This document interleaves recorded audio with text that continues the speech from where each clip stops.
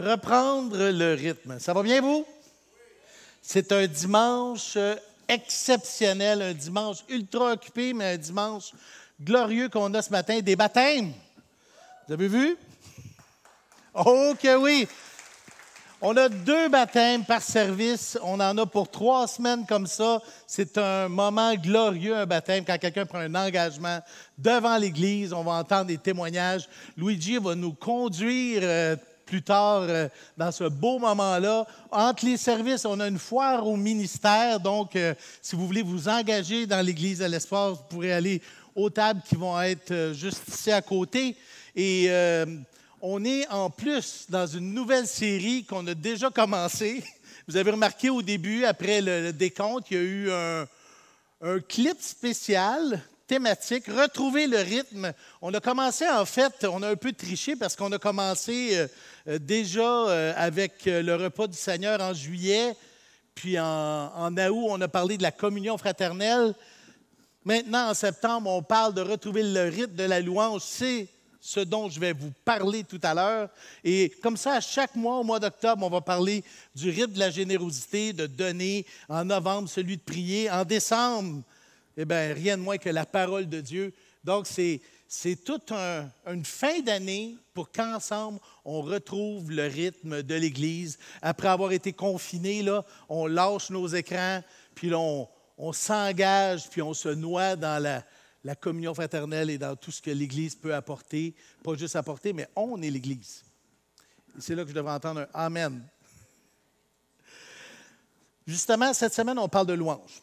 Bon, évidemment, ce n'est pas un secret pour personne. Je suis le pasteur de la louange ici. C'est un sujet qui me tient réellement, mais réellement à cœur.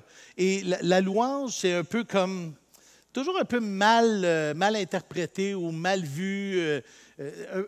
C'est pas juste du chant. Comme la parole de Dieu n'est pas juste une lecture. Vous savez, hein, la parole de Dieu, c'est pas rien qu'une lecture. Quand on rouvre la parole de Dieu, ben on découvre Dieu. Dieu nous parle. La prière, c'est pas juste une conversation. Quand on prie avec Dieu, on n'est pas juste en train de converser comme je converse avec quelqu'un. On est en train d'ouvrir même des portes quelque part. La prédication, c'est pas juste un discours. Ce qui se passe ici ce matin a une puissance. La communauté, la communion fraternelle, ce n'est pas seulement des relations. Il y a tout un volet spirituel dans l'Église. Et la louange, ce n'est pas juste des chansons. Pas rien que chanter. La louange, c'est plus précisément quand on chante les louanges du Seigneur, on vit un aspect de la vie spirituelle qui est impossible à imiter ou à reproduire. C'est unique, c'est vivant. Puis ce matin, j'aimerais qu'on découvre ensemble, ou peut-être qu'on redécouvre le rythme de la louange, autant individuellement qu'en assemblée, qu'on ait envie de le découvrir ou de le redécouvrir, ce rythme-là. On va juste être clair, parce que dans la Bible, on parle constamment de louange. Moïse a ses cantiques, David a les siens, Jésus a chanté avant d'aller à la croix. Tu as Paul et Silas qui sont en train de chanter dans la prison. On lit l'Apocalypse et c'est noyé par du chant. Il y a un historien au début du siècle pour l'Église, dans l'Église primitive qui est allé observer ce qui se passait chez les premiers chrétiens. Ce gars-là s'appelle Pline. Et il décrit le culte des premiers chrétiens en disant, les chrétiens, ils s'assemblent un jour marqué avant le lever du soleil et ils chantent ensemble un hymne au Christ comme à un Dieu. Ce qui retient des premiers chrétiens, c'est le chant. Ces gens-là chantent et ils chantent à Jésus comme si c'était Dieu. Dieu parle de chant dans la Bible plus de 400 fois. C'est pas rien, là. Il y a au-delà de 50 de ces fois-là où c'est des commandements. On nous commande de chanter. Quand Dieu commande quelque chose, c'est parce que c'est vraiment important. La louange, c'est un peu l'antidote aux ténèbres. C'est le complément et c'est pas rien, là, c'est le complément à la parole, à la prédication, à la communion, à la prière. Je dirais même, attention, là, peut-être que je vais en choquer quelques-uns ce matin, mais une vie chrétienne sans louange équivaut à réduire la piété en un exercice sans âme et sans émotion. La louange a sa raison d'être. C'est un cadeau que Dieu nous a fait, un cadeau de connexion, littéralement. Donc, ce matin, on s'en va dans le chapitre 5 d'Éphésiens. On va voir justement pourquoi cet antidote-là est si efficace, comment on peut l'appliquer dans notre vie. Et si je pouvais résumer la prédication de ce matin, voici ce que je dirais. Louer par les chants est essentiel pour avoir une connaissance accomplie de l'Évangile et de Jésus. Chantons! Mais avant, on va prier. Et on va lire la parole. Et ensuite, je reviens. Julie va nous lire le passage d'aujourd'hui. Prions. Seigneur Jésus, on veut ce matin que tu ouvres notre cœur, notre esprit, on ouvre ta parole. On sait qu'il y a un volet spirituel avec ce qui se passe. Prédication, parole, louange, communauté, communion fraternelle, prière. Ah, Jésus, on est en plein baigné dans ta puissance. On te prie ce matin d'ouvrir les yeux de notre cœur pour qu'ensemble, on puisse comprendre toute la réalité qu'il y a avec la louange. La louange dans l'Église, la louange avec toi. Et c'est en ton beau nom qu'on te prie. Amen.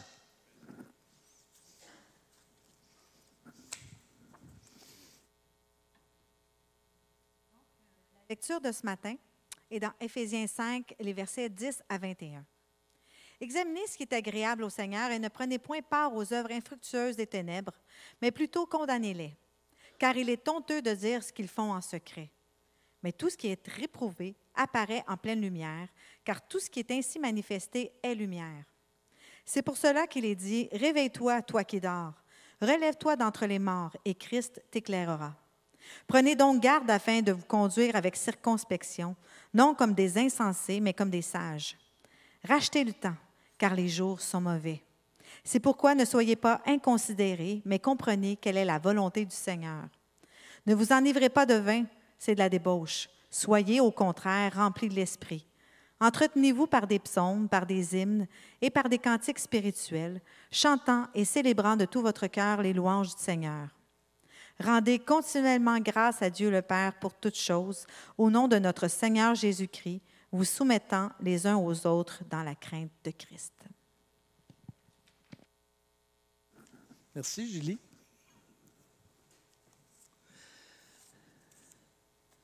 La parole de Dieu. Wow. Si on veut que l'effet de l'antidote soit vraiment profond, on doit comprendre une prémisse que Paul nous amène dans notre passage. Parce que le verset charnière aujourd'hui dans la prédication, c'est Éphésiens 5, 18. Ne vous enivrez pas de vin, c'est de la débauche. Soyez au contraire remplis de l'esprit. Mais pour comprendre ça, on doit voir le texte un peu plus large, c'est-à-dire même de remonter jusqu'au verset 17 d'Éphésiens 4, où tous les versets précédents de 4, 17 jusqu'à 5, 18 nous amènent vers un constat, c'est comme une espèce de, excusez mon super français, un build-up, où que franchement, Dieu est en train, à travers sa parole, de nous préparer le cœur, justement. Éphésiens 4, 17 dit, « C'est pourquoi je vous dis ceci, et j'insiste au nom du Seigneur, ne vivez plus comme ceux qui ne connaissent pas Dieu. Leur pensée ne mène à rien. » Et tout le développement jusqu'au chapitre 5, c'est le suivant, « Vous n'êtes pas du monde. » On n'est pas du monde. C'est juste une réalité. Paul se lance dans une longue exposition, une longue balance. Vous savez, comme une balance là, où tu as deux plateaux. D'un côté, il donne des arguments pour dire une vie chrétienne, c'est ça, une vie sans Christ, c'est ça. Et il alterne constamment. D'une part, il donne des expressions fortes. Là. Il parle de vanité, une vie obscurcie, ignorant, endurcie, une vie déréglée, impure, cupide, infructueuse, ténébreuse. Et là, l'idée là-dedans, ce n'est pas de se péter les bretelles, ce n'est pas de se penser supérieur ou meilleur, parce qu'en fait, on vient de là. L'idée là-dedans, c'est d'avoir une espèce de prise de conscience pour nous ouvrir l'appétit. On veut nous ouvrir l'appétit pour nous dire que tous ces aliments-là de l'âme qu'on peut prendre autour de nous dans cette vie sans Jésus sont en fait juste du fast-food à côté de ce que Dieu veut nous donner. Même Paul, dans Philippiens, compare ça à des excréments. comparé à ce que Dieu a à nous offrir, c'est un monde, une éternité. Ça a pas de, il n'y a pas de comparatif. Dieu, à travers ces versets-là, veut ouvrir notre faim et notre soif de Jésus. Il veut qu'on soit affamé de lui. Et c'est le prérequis, je dirais, pour une louange qui va vraiment avoir l'impact que Dieu veut lui donner. C'est d'avoir cette faim et cette soif de Jésus-là. Et même quand Paul parle, il oppose dans la balance, il y a des challenges qu'il nous lance. On le voit, là, Éphésiens 4, 20. Mais vous, ce n'est pas ainsi que vous avez appris Christ. On le voit au chapitre 24 du chapitre 4. Il nous demande de revêtir l'homme nouveau, créé selon Dieu dans une justice et une sainteté que produit la vérité. Et 4.30, il dit, n'attristez pas de cet esprit de Dieu. C'est des versets classiques là, pour les chrétiens. On a lu, on a relu ça, mais c'est dans ce contexte-là que c'est dit, Éphésiens 5.1. Devenez donc les imitateurs de Dieu, comme des enfants bien-aimés. Éphésiens 5.8. Autrefois, vous étiez ténèbres, et maintenant, vous êtes lumière dans le Seigneur. Marchez comme des enfants de lumière. Et là, juste avant notre passage charnière du chapitre 5, il dit, rachetez le temps, car les jours sont mauvais. C'est pourquoi ne soyez pas inconsidérés, mais comprenez quelle est la volonté du Seigneur. Et la volonté du Seigneur, elle est juste dans le verset après, qui est notre verset clé. Ne vous enivrez pas de vin, c'est de la débauche. Soyez au contraire remplis de l'Esprit. On est pris souvent dans cette espèce de tension-là où notre cœur désire des choses et de l'autre côté, il y a le Saint-Esprit qui soupire autre chose. On est tiraillé. Puis là, on cherche à assouvir cette faim-là, cet appétit-là par ce qui nous entoure. La première affaire, l'affaire la plus rapide, et souvent, la solution qu'on va trouver, ça va être juste la plus simple, la plus tangible. On va s'engourdir au lieu de rebondir quand on vit cette tension-là. Et c'est exactement ce qu'Éphésiens 5, 18 nous dit. Ne vous enivrez pas de vin, c'est de la débauche. Soyez au contraire remplis de l'Esprit. On cherche la plénitude. On la cherche. On la veut. Mais le problème, c'est qu'on ne prend pas les bons moyens. On ne se remplit pas avec les bonnes choses. Puis, de toute façon, il n'y a pas juste la boisson qui engourdit, là. Ne vous enivrez pas de vin. Mais franchement, qu'est-ce qui peut nous enivrer? Le travail peut nous enivrer. Les workaholics, là, on ne dit pas ça pour rien, comme alcoolic, mais workaholic. Qu'est-ce qui peut nous enivrer? La famille. Mes enfants peuvent m'enivrer. Le contrôle, l'information, la connaissance peut m'enivrer. Qu'est-ce qui peut m'enivrer? La consommation. Consommer, on achète, puis à un moment donné, on s'engourdit comme ça, puis on s'enivre de consommation. La bouffe peut nous enivrer. On peut même se laisser enivrer par des choses qui semblent saintes. Genre, la parole de Dieu peut nous enivrer, mais ça peut devenir une idole plutôt que Dieu lui-même. La connaissance, comme je le disais. Oui, l'Esprit, lui, veut nous offrir quelque chose de complètement différent. Mais complètement différent. Parce que Dieu, lui, nous offre la plénitude. Puis nous, bien souvent, on est juste en train de chercher juste des platitudes dans notre vie. Puis, franchement, c'est comme si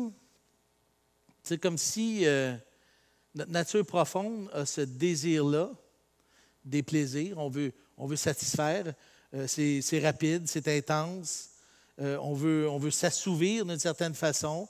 On se sent bien pour un moment. Puis là, tout d'un coup, c'est un peu comme de la mousse. Ça disparaît. Et là, on est encore dans la quête, puis dans la quête. L'idée, c'est parce qu'on cherche à combler le vide que la chute a laissé. Mais nous, ce n'est pas comme ça qu'on a appris Christ. Toutes les interventions que Paul fait entre le chapitre 4 et le chapitre 5, revêtir l'homme nouveau, n'attristez pas l'Esprit Saint, devenez donc les imitateurs de Dieu. Autrefois, vous êtes ténèbres, maintenant vous êtes lumière. Rachetez le temps. C'est justement l'idée de va chercher ton bonheur, ton plaisir, ta plénitude ailleurs que dans ce que le monde veut t'offrir. Le Seigneur nous offre un antidote à expérimenter, littéralement. Comme tous les antidotes, c'est pas instantané. Oui, il y a un apprentissage, il y a un abandon pour que ça soit vraiment efficace. C'est un complément, ce n'est pas un but en soi. On parle de la louange, là. Ne vous enivrez pas de vin, c'est de la débauche. Soyez au contraire remplis de l'esprit. Entretenez-vous par des psaumes. C'est comme l'antidote est là, pour être rempli de l'esprit. Il y a une cause à effet avec la louange. Mais la louange n'est pas un but en soi. Ce n'est pas le but de la vie chrétienne. C'est juste un exercice, un résultat, un trop-plein du cœur ou de l'âme qui s'en va vers Dieu et qui s'exprime par des chants de louange. C'est un complément avec la parole, la prédication, la communion fraternelle, la prière, qui vient nous donner un portrait, je dirais, ou plutôt une efficacité de la puissance du Saint-Esprit dans notre cœur. J'aime cette citation-là de John Piper. Écoutez ça.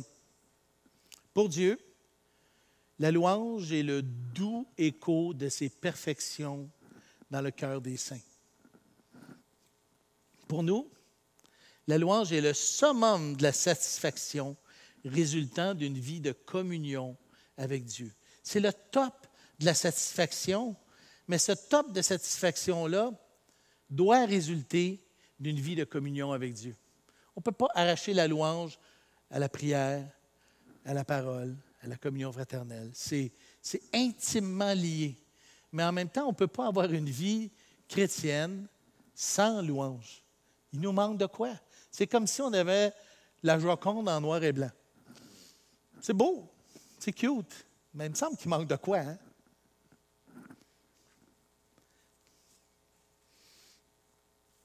La louange, ce n'est pas que du chant, c'est une puissance. Comme je le disais tantôt, comme la prière, la prédication, la communion, la parole. Je veux vous raconter une histoire. Une fois, c'était un gars qui s'appelait Josaphat. Et là, Josaphat, durant son règne, l'histoire est dans 2 Chroniques, les versets 20, 1 à 25. Chapitre 20, versets 1 à 25. On ne le lira pas. Je vais vous raconter l'histoire. Je vous invite cet après-midi à aller dans 2 Chroniques et lire l'histoire parce que c'est vraiment une histoire incroyable. Donc, Josaphat, ça va pas bien. Il y a des milliers de monde qui veulent venir contre lui. Après cela, les fils de Moab et les fils d'Ammon, avec eux, des Maonites, marchèrent contre Josaphat pour lui faire la guerre. On vint en informer Josaphat en disant « Une multitude nombreuse s'avance contre toi depuis l'autre côté de la mer. » Et là, dans sa frayeur, Josaphat se disposa à chercher l'Éternel. Il publia un jeûne pour tout Juda.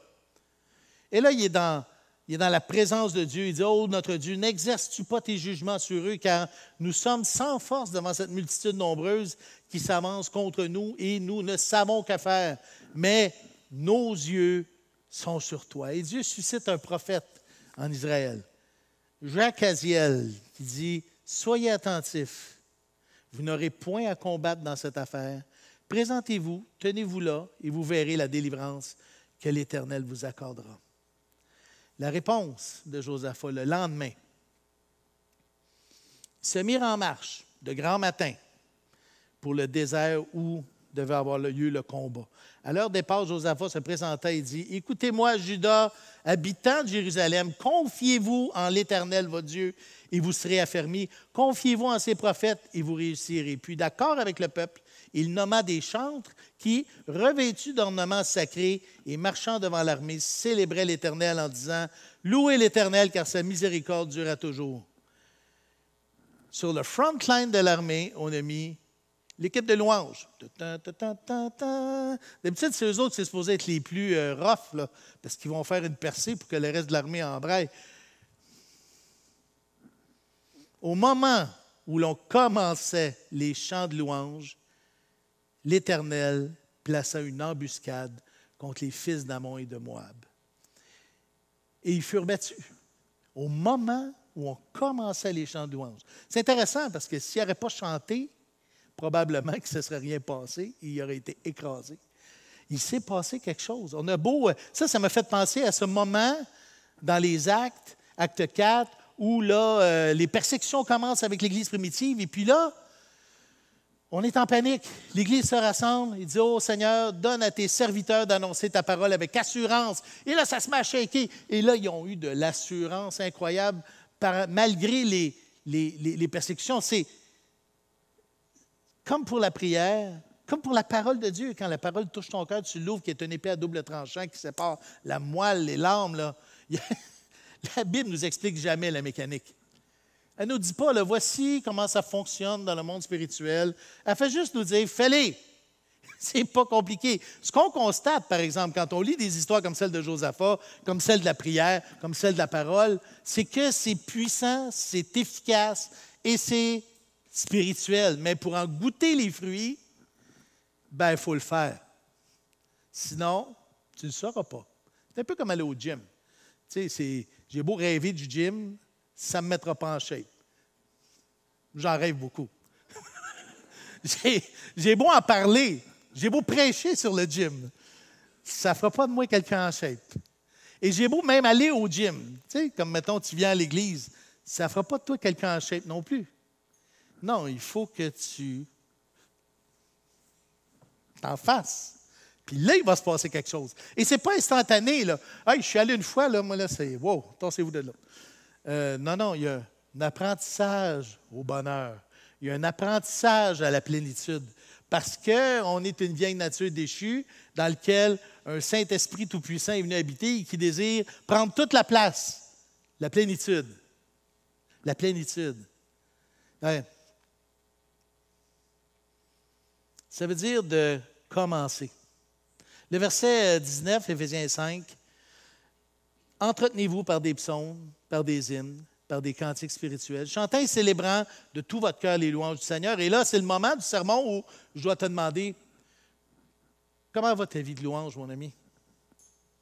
Comment va ta vie de louange? Sérieux. Juste de même.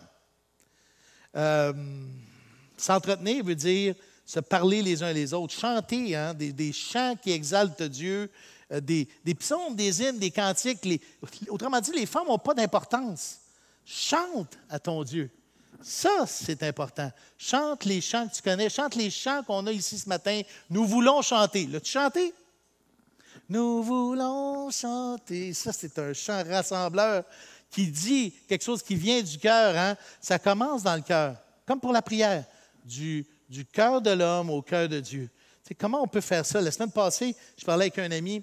Il était tellement désolé. Il dit, à l'église, pendant qu'on faisait la louange, les gens étaient comme ça. Nous voulons chanter. Chantant et célébrant de tout votre cœur les louanges du Seigneur. Il faut chanter. Même si tu dis, je n'ai pas une belle voix, même si tu dis, je chante faux, même si tu n'aimes pas t'entendre, chante! Dieu ne regarde pas à ce qui sort de ta bouche, mais ce qui sort de ton cœur. Hein, il y a de la joie dans le chant, chantant et célébrant. On célèbre quand on chante. La célébration, l'expression de ces émotions-là envers Jésus. Oui, c'est sain, les émotions, quand ils sont dirigés à la bonne place. Les émotions sont un très, très, très mauvais maître, mais tellement un esclave efficace. Les émotions sont quelque chose qui met de la couleur dans la vie. Jésus était un homme d'émotions quand il était sur la terre. Hein, son esprit a frémi quand il a vu la foule s'emberger. Quand il est arrivé devant son ami Lazare, Jésus pleura quand même, là, devant tout le monde. Serais-tu game à pleurer devant tout le monde de même? Là? Tu sais, non. Et puis à la fin, il dit à ses disciples, « Mon âme est angoissée jusqu'à la mort. Veillez et priez. » Ça, c'est de l'émotion intense, là. Ouais. Chantant et célébrant de tout votre cœur. Parce que la louange, c'est un abandon. La louange, c'est une façon de s'abandonner entre les bras de Dieu. C'est cette accoutumance-là permise. Hein? Non, arrête la drogue, arrête la boisson. Chante. Tu as le droit. Dieu te donne l'ordre de chanter. Lâche la dope. Chante. on ne peut pas goûter les bienfaits de la louange avec un cœur partagé. Je suis désolé, mais si tu fais juste être comme ça le dimanche matin, nous voulons chanter. Puis que là, tu es en train de faire ta liste d'épicerie dans ta tête, puis tu dis, vas-tu finir? Non, peut-être pas, là, mais j'ai-tu hâte d'avoir un café tantôt? Ben, tu ne goûteras pas à ce qui s'est passé avec Josaphat, cette victoire phénoménale qui a bouleversé même la vie d'Israël. Ça commence dans ton cœur. Ça commence comme David au psaume 138, verset 1, il dit « Je te célèbre de tout mon cœur, je chante tes louanges en présence de Dieu. » Ça commence dans ton intimité. Pendant ton rendez-vous, je te donne un petit truc. Pendant ton rendez-vous avec Dieu, tu sais, je ne sais pas, tous les jours, je suppose, tu as un petit moment avec le Seigneur. Habituellement, on a la parole de Dieu, on a la Bible, on a la prière, on parle avec Dieu, des listes. Ajoute la louange. Ça n'a pas d'importance si c'est bon, c'est pas bon, là, tu sais. Pas en train de faire un disque, là. Chante. Durant tout le mois, moi, je vais te mettre sur la page de l'Église des outils pour que tu puisses chanter. Ah oui, des chants sur YouTube avec les paroles, des recueils de paroles. Même si tu ne te rappelles pas de l'air, là, ça n'a pas d'importance. Je te dis, Dieu n'en fera pas de cas. Le feu ne descendra pas du ciel pour te consumer, là. Non, tu chantes à Dieu les louanges de tout ton cœur, chantant et célébrant. L'exercice, c'est de redécouvrir le rite de la louange comme un moyen que Dieu nous donne pour connaître une vie de plénitude. Et moi, j'aime nos églises baptistes parce qu'on est connecté à la parole de Dieu. Vraiment. On peut humblement, c'est notre spécialité. Hein, l'enseignement de la parole, l'amour de la parole. Ben, j'ai quelque chose pour toi, mon ami. Colossiens 3,16. Que la parole de Christ, je viens d'attirer votre attention, hein? Que la parole de Christ demeure en vous dans toute sa richesse. Exhortez-vous et instruisez-vous les uns les autres en toute sagesse par des psaumes, des hymnes, des cantiques spirituels, chantant à Dieu dans vos cœurs en vertu de la grâce. Ignorer la louange, c'est ignorer toute la richesse de la parole de Dieu. Wow! Je dirais juste, chante! Bon, peut-être que là, matin, tu te dis, il serait peut-être temps que je chante. Peut-être. Je ne sais pas, peut-être que c'est nouveau pour toi, mais je veux juste t'avertir qu'il y a des effets secondaires. Tu ne pogneras pas le 5G, mais il y a un autre genre de Wi-Fi qui va s'installer, dans le genre Wi-Fi spirituel. Ouh. Non, mais c'est carrément ça. Puis tu vas te joindre à une équipe de chanteux, des gens qui vivent la plénitude de l'esprit, là, vraiment. Puis j'ai ici un genre de top 10 pour vous autres. Premièrement, Dieu. Non, mais on va commencer tout de suite au top. Rien de moins que Dieu. Il est lui-même sa propre plénitude. Fait que bon. Et Dieu chante. Oh oui. Sophonie 3,17. On le voit dans la version Darby, c'est super intéressant. L'Éternel, ton Dieu, au milieu de toi est puissant. Il sauvera, il se réjouira avec joie à ton sujet et se reposera dans son amour. Écoute ça. Il s'égayera en toi avec chant de triomphe. Il s'égayera en toi avec chant de triomphe. T'imagines-tu Dieu? Que là, il est super excité de ce qui se passe dans ta vie à travers lui-même. Et ce que ça lui fait exprimer, c'est des chants de triomphe. Toute la création chante. Job 38, 6, 7, ou lit verset 7. Alors que les étoiles du matin éclataient en chants d'allégresse. Bon, on ne les entend pas, mais les cieux racontent la gloire de Dieu. Ce n'est pas un chant là, audible, mais c'est une mélodie que Dieu veut qu'on entende. Et tous les fils de Dieu poussent des cris de joie. Les anges chantent. Hein, quand c'est le temps de l'incarnation, c'est pas rien, là. Dieu se fait homme. Bon, ben on va faire un sermon. On va faire une super prédication. On va faire un nouveau verset. Pantoute. Sur quoi, qu'est-ce qui se passe à ce moment-là? Soudain, il se joignait à l'ange une multitude de l'armée céleste, louant Dieu, en disant « Gloire à Dieu dans les lieux très hauts et paix sur la terre parmi les hommes qui l'agréent. » Et le ciel chante éternellement. Je relisais encore cette semaine Apocalypse 5. Qui est digne d'ouvrir le livre? Qui va pouvoir briser le sceau? Et là, tu as le ciel au verset 9 et il chantait un cantique nouveau en disant « Tu es digne de prendre le livre, d'en ouvrir les sceaux, car tu as été immolé et tu as racheté pour Dieu par ton sang des hommes de toute tribu, de toute langue, de tout peuple et de toute nation. » Ce qui est commun à tous ceux qui chantent, savez-vous c'est quoi? Une joie. Une joie indescriptible. On ne parle pas d'euphorie, là, comme si c'était d'un show rock. Là. On parle d'une vraie joie. C'est un sentiment aussi. Cette joie-là provoque des émotions à l'intérieur. Le Saint-Esprit, on peut l'attrister, mais il peut se réjouir aussi à l'intérieur. Il se réjouit de voir qu'on chante et il nous procure cette joie de plénitude, cette sensation de connexion avec Dieu qui provoque la joie. C'est le premier effet qui grandit. La joie de l'esprit, c'est l'ouverture vers la plénitude. Hein? Galates 5,22 nous dit, le fruit de l'esprit, c'est l'amour. Dieu est amour. C'est sûr, Dieu s'exprime à travers ses enfants. Mais ça se poursuit. La joie, la paix, la patience, la bonté, la bienveillance, la foi, la douceur, la maîtrise de soi. Un autre point important d'effet secondaire, c'est la gratitude. Tu ne peux pas louer Dieu sans avoir ce sentiment de reconnaissance et d'action de grâce.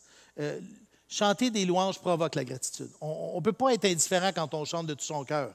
Ça veut dire quelque part de prendre conscience de ce qu'on chante, de lire les paroles et m'abandonner de tout mon cœur quand je dis en chantant des paroles qu'on va chanter tantôt, m'abandonner en vivant ce que l'Esprit désire exprimer.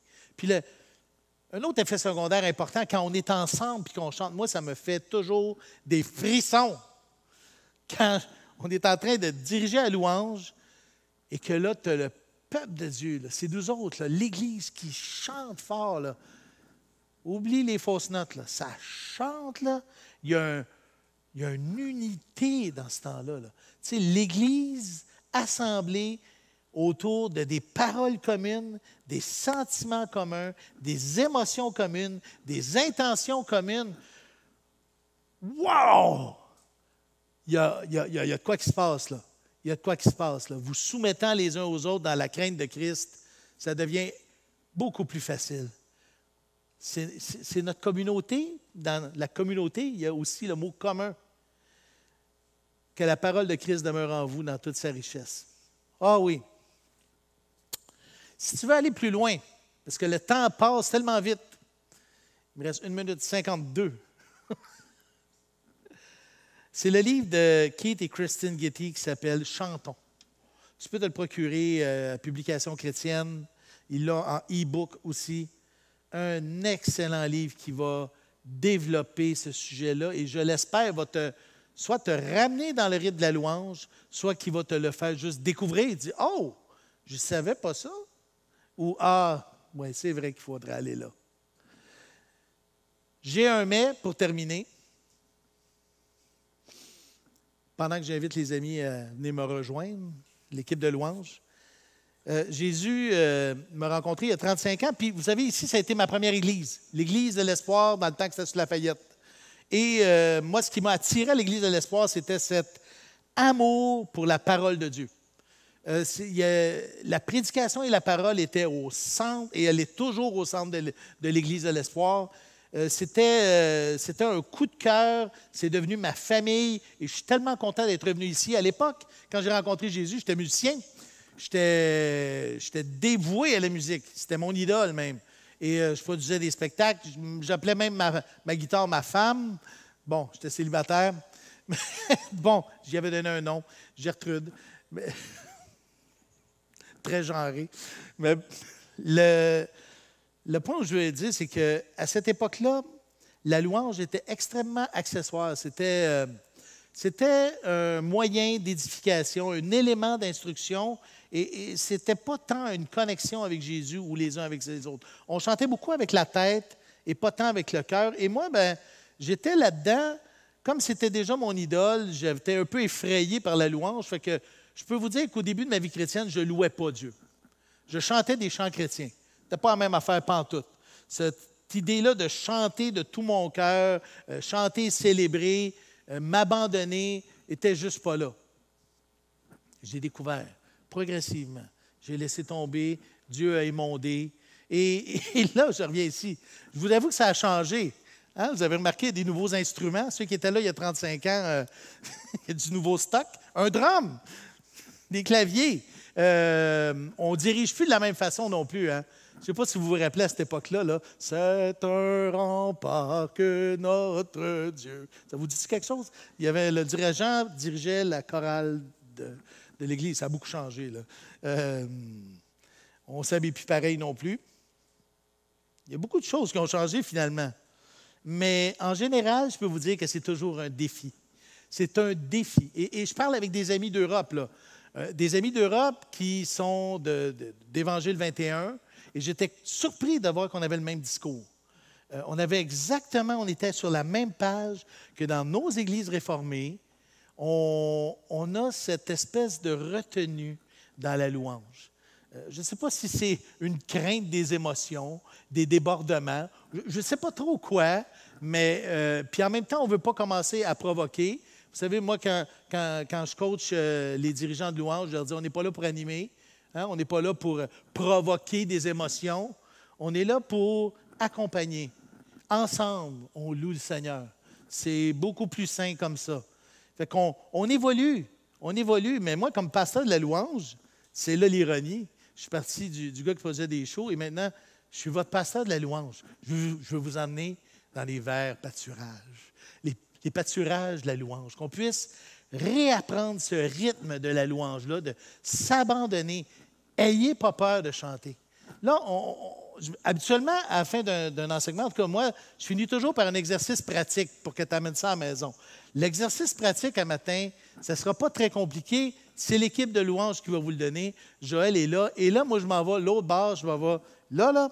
Et chantons, célébrons de tout notre cœur les louanges de Dieu. Ça va être un bon départ pour retrouver le rythme. Et je te dis, chez vous, chante et tu vas voir. Tu vas voir, il y a quelque chose qui va se passer. Moi, je parle de ma vie, je parle de la vie de ceux qui l'ont expérimenté, où vraiment c'est comme ta vie de prière, comme avec la parole de Dieu, comme la communion fraternelle. Ce n'est pas toujours instantané. Mais ce qui est beau, c'est la profondeur que Dieu nous donne après. Il y a des couleurs qui s'ajoutent dans la beauté rayonnante de Christ qu'on ne peut pas imiter ailleurs. Prions. Seigneur, ce matin, on est devant toi, on est nus, seuls. On veut que Jésus, tu nous allumes. On veut, à travers la louange qu'on va faire, que toi, Jésus, tu parles à notre cœur, que tu nous envahisses, que tu nous éblouisses, que par ta parole, que par les paroles qu'on va chanter, tu connectes avec nous. On veut élever notre âme vers toi, on veut chanter tes louanges, parce que toi seul es digne de louange, toi seul, Seigneur, toi seul, Seigneur, est Dieu. C'est toi, Jésus, qui est notre meilleur, notre champion. Et toi qui chantes, on veut s'unir aux voix des anges et te chanter toute la gloire qui te revient ce matin. De tout notre cœur, on te prie et on te dit, Seigneur, merci. Amen.